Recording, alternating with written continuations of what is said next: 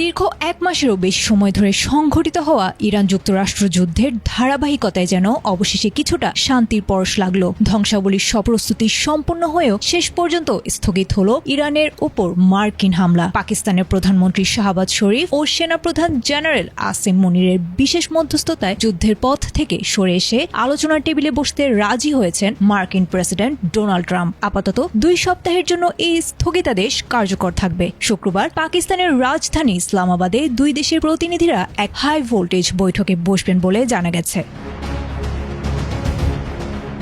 এই স্থগিতাদেশের নেপথ্যে বড় শর্ত জুড়ে দিয়েছেন ডোনাল্ড ট্রাম্প। তিনি স্পষ্ট জানিয়েছেন ইরানকে অবিলম্বে এবং সম্পূর্ণ নিরাপদভাবে আন্তর্জাতিক নৌপথ হরমুজ প্রণালী জাহাজ চলাচলের জন্য উন্মুক্ত করে দিতে হবে। ট্রাম্প নিজের সোশ্যাল মিডিয়া ট্রুথ সোশ্যালে বিষয়টি নিশ্চিত করে বলেছেন, পাকিস্তানের দেয়া বিশেষ প্রস্তাবের ভিত্তিতেই তিনি এই বিধ্বংসী হামলা আপাতত স্থগিত রাখার সিদ্ধান্ত নিয়েছেন।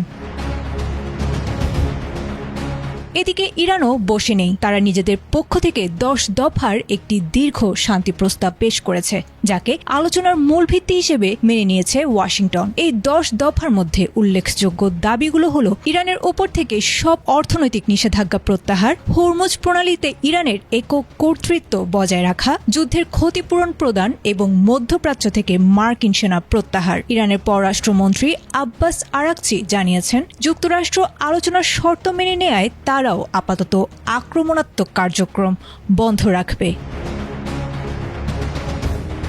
তবে এই শান্তি প্রক্রিয়া নিয়ে এখনো ধোঁয়াশা কাটেনি। ইরানের সুপ্রিম ন্যাশনাল সিকিউরিটি কাউন্সিল জানিয়েছে, 2 সপ্তাহের এই যুদ্ধবিরতি মানেই যুদ্ধ শেষ হয়ে যাওয়া নয়। আলোচনার ফলাফল ইতিবাচক না হলে এবং ইরানের দাবিগুলো পুরোপুরি মেনে না নেওয়া হলে দেশটি আবারও পূর্ণ শক্তিতে জবাব দিতে প্রস্তুত। আপাতত পুরো বিশ্বের চোখ ইসলামাবাদের দিকে, যেখানে নির্ধারিত হবে মধ্যপ্রাচ্যের পরবর্তী ভবিষ্যৎ।